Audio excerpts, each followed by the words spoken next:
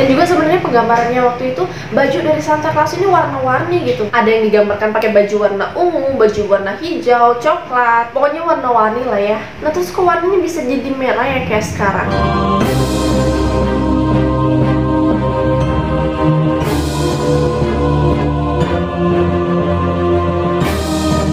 Hai, welcome back to my YouTube channel, dan thank you buat kalian yang sudah klik video ini. Oke, sebelumnya aku mau ngucapin dulu buat kalian yang merayakan selamat hari Natal. Semoga selalu dalam keadaan baik dan kebahagiaan datang dari segala penjuru dunia. Asik.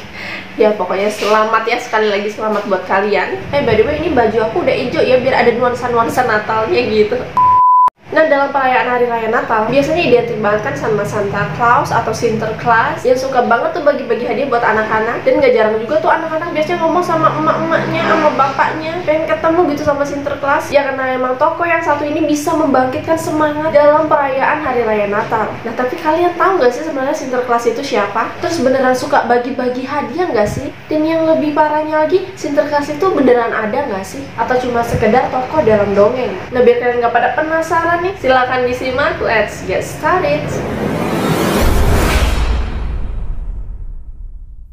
Nah, dari penggambaran orang-orang atau film-film atau buku-buku yang kita lihat sekarang, Santa Claus ini digambarkan sebagai kakek-kakek tua yang datang dari kutub utara tuh dengan berpakaian serba merah serta memiliki rambut dan juga jenggot khas yang putih panjang. Bener nggak sih? Ya bener di penggambaran sekarang ya. Selain itu, Santa Claus ini juga punya banyak nama, punya banyak sebutan tuh. Terkenal dia tuh, ada yang bilang Sinterklas, ada bilang Santa Claus, ada yang bilang Kris Kringle, ada yang bilang Father of Christmas, dan ada juga yang bilang Santa. Dan masih banyak lagi sih sebutan lainnya. Nah, jadi Santa Claus ini adalah tokoh dalam legenda rakyat Eropa yang merupakan representasi dari seseorang yang bernama Saint Nicholas yang hidup pada abad ke-4 Masehi. Aduh, 4 Masehi itu aku masih di mana itu ya? Mungkin aku masih jadi diriku yang sebelumnya gitu ya.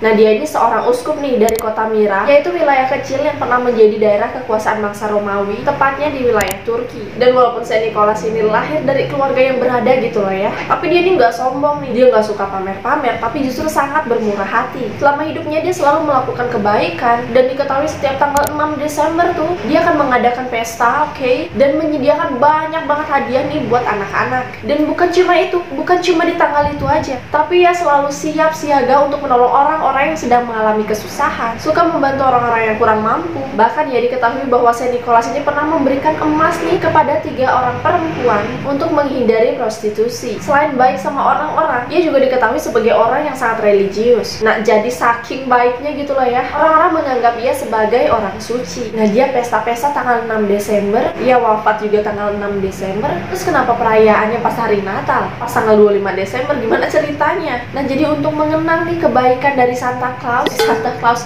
Saint Nicholas, orang-orang menggabungkan hari kelahiran Yesus pada tanggal 25 Desember dengan hari mengenang Saint Nicholas ini. Ya karena kemurahan hati Saint ini juga, orang-orang menganggap ia sebagai orang penting. Nah, jadi biar langsung inget gitu kan ya, ya udah digabungin jadi di tanggal 25 Desember aja pas hari raya Natal gitu.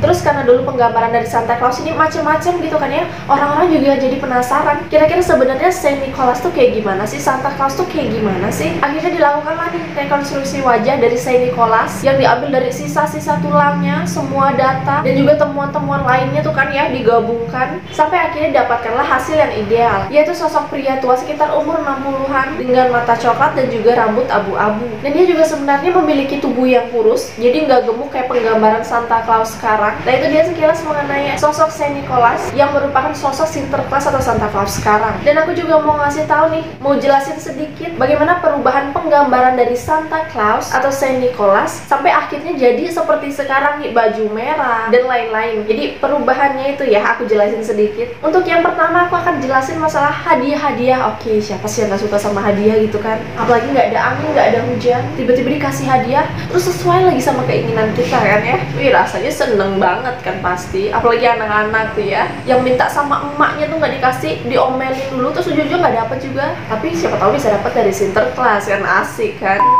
Nah, jadi dulu pada tahun 1810, pendiri dari New York Historical Society yang bernama John Pinter tertarik banget nih sama cerita St. Nicholas atau Saint Nicholas, dan dia nyuruhlah nih kerabatnya yang bernama Alexander Anderson untuk menggambar sosok Saint Nicholas sebagai tokoh agama yang terlihat sedang meletakkan hadiah-hadiah di kaos kaki anak-anak tuh yang tergantung di perapian. Nah, penggambaran yang kayak gini nih menunjukkan bagaimana dulunya Saint Nicholas membantu orang-orang yang masih dikenang sampai saat ini. Yang kedua, aku akan menjelaskan mengenai kereta Santa Claus nih yang biasanya datang dari langit gitu kan ya. Jadi pada tahun 1822, Clement Murray menambahkan gambar yang udah tadi dibuat tuh dengan beberapa elemen dari legenda Jerman dan juga Norwegia. Jadi dia tambahkanlah gambar kereta salju yang ditarik gelap rusa saat membagikan hadiah. Biar si Santa Claus ini kelihatan kayak peri atau malaikat gitu. Jadi dia menggunakan konsep ini karena orang-orang di Skandinavia dan juga Finlandia biasanya menarik kereta salju dengan menggunakan rusa. Oke, untuk penjelasan hadiah-hadiah udah, untuk kereta udah. Nah, yang terakhir yaitu bajunya gitu kan yang mencolok serba merah. Oke. Nah, jadi dulu pada abad ke-19